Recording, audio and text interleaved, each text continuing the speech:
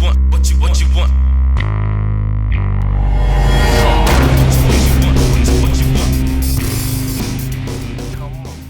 What up?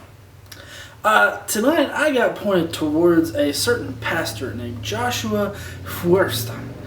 And I was asked by a few people that they would love to hear my response on his claims and his attacks against evolution.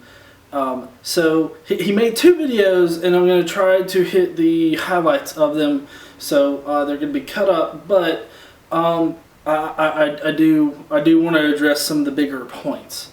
So first, let's start off with the beginning of his first video. Hey guys, Josh Feuerstein here. You know, the other day I had an atheist tell me that I was an idiot, moronic, and stupid for believing in God, that he created this world, because it took way too much faith to believe in a process like that, while he believed in what he called the science of evolution. An asshole is going to be an asshole, no matter what belief that they have. And by the way, you accept evolution. You don't believe in evolution. You accept evolution for the fact that it is. But an asshole is going to be an asshole. You have asshole atheists. You have asshole theists.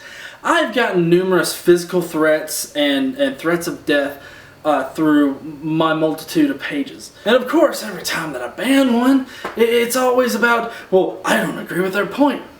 Fuck that. No, it's not that I don't agree with your point. It's that you're being a shitty person.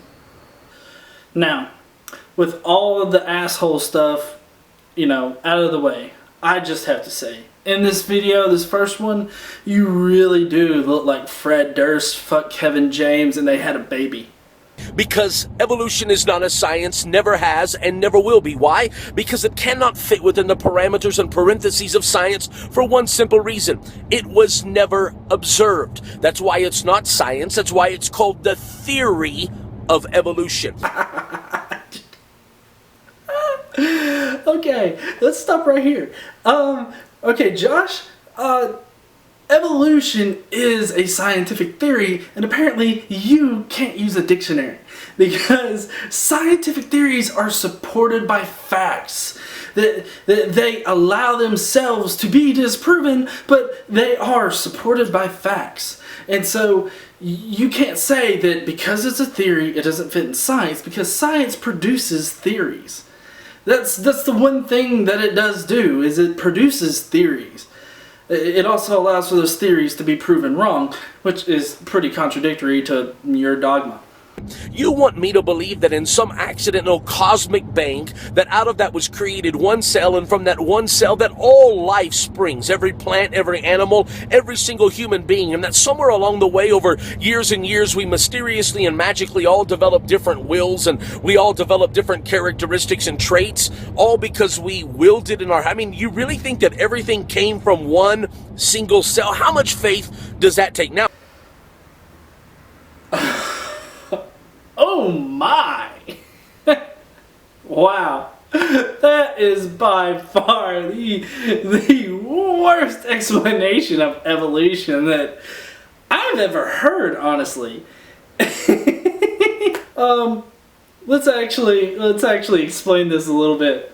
There wasn't just one magically created cell that sprung forth a multitude of living organisms.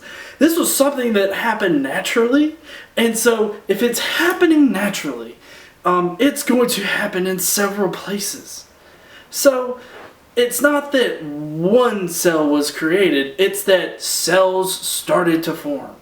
It's that living organisms started to form because of some natural event, and we don't know. And that's the beauty of science, is that we can say we don't know. We don't have to have an actual roadmap to the history of the universe laid out in front of us and being told, this is it, this is all it is. We're constantly learning. We're figuring stuff out.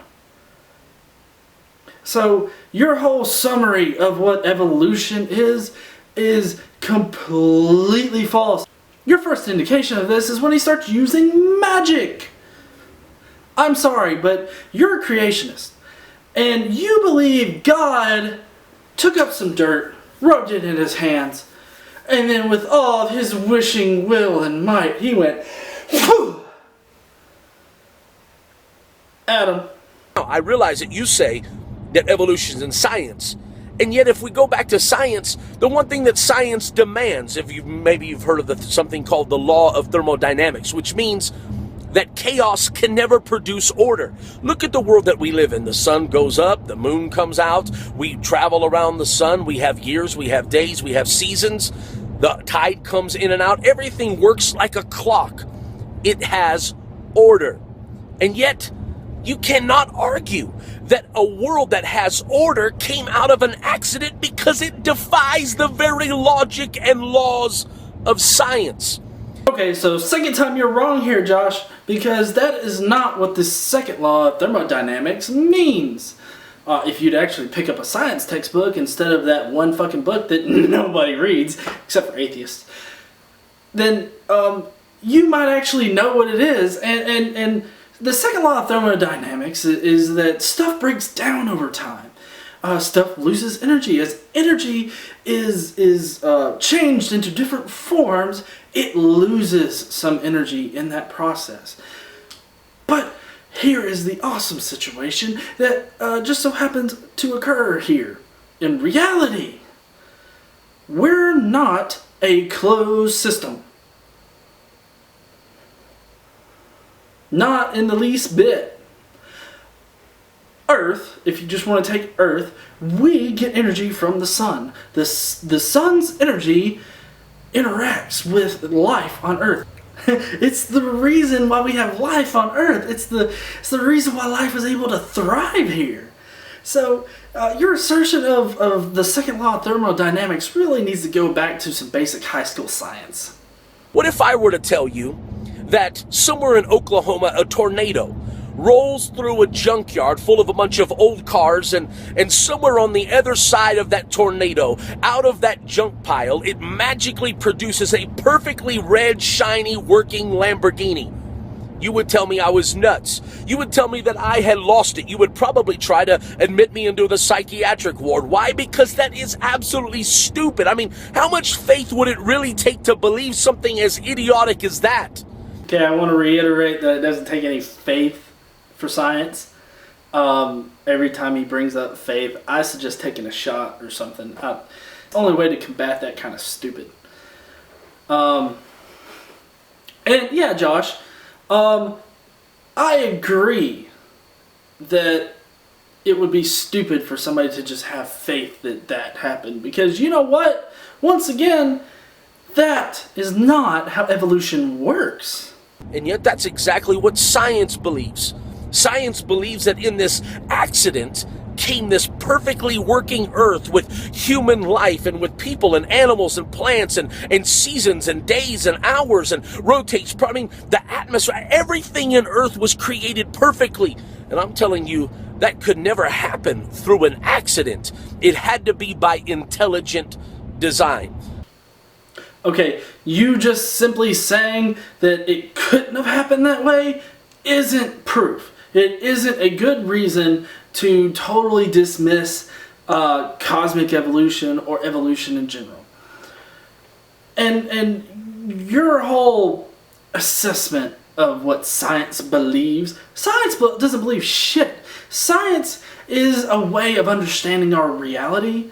And science gives us best fit models that explain our reality. And so when I say science doesn't believe shit, it's true. I mean, science doesn't believe anything. Science just allows us to interpret our world around us. And a book written by Iron Age idiots is not a good way to base your reality. And you keep going on about how everything has order and how, the seasons and days and everything like that. Well, let me tell you something. Your book has plants being created before the sun. Your little book has days occurring before the sun existed, before we could even tell that shit. And that's just the beginning of the book, Josh. I believe in God because I've experienced Him, I've felt Him. You felt God? Okay, if you felt God, and that's validated your belief system and your religion, and that's your entire reason why you believe in your God and you think you are right, then how do you explain people of other faiths feeling the exact same thing? When I talked to the Mormons that came by here, they really didn't have a good answer. They just believed without reason. And I'm sorry, I can't believe without reason. I can't believe any of that's in the book when it just doesn't make sense. But most of all, while driving through Yellowstone and Montana and so many of these natural reserves this week and looking at animals and looking at life, I don't know. I just can't look at all of that creation and say that it was an accident.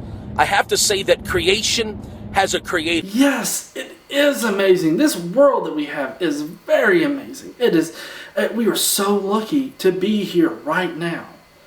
And everything is beautiful about nature. There's some scary shit about nature too. But you're right. It is beautiful, and it's so interesting how complex the systems are. But that goes nowhere to prove that a deity needed to do it. And one final thought. Well, the word universe, you believe in a Big Bang, but when I look at the word universe, it means una, which is one or singular. That's Latin, una, verse. Verse means a spoken statement. So universe is one single spoken statement. I dare you to read Genesis 1. And in the beginning, God said, let there be. All God had to do was speak one single spoken statement and boom, the universe. Oh yes, I get to finally use this. I get to use it. Were you there? You weren't there when God created it, so how can you say that it's true? Well, then they'll come back with, well, it's written in His book. Oh yeah, because, I heard of goats once. Let me write a book about the universe. Are you going with some kind of etymology argument? Because, we made language. We did that shit. God didn't give us language. We have archaeological evidence of us going from just simple pictures to actual writings. So, I really don't understand why you're trying to take one word, break the etymology down about it, and say, ha! That proves God. In any case about your etymology argument, you're wrong about the origin of the word, which is a Latin word, meaning combined into one. You're making this too easy, Josh. Come on, man, you gotta come up with something new. Thank you for watching this video. Please do like, comment, subscribe, and share this guy out.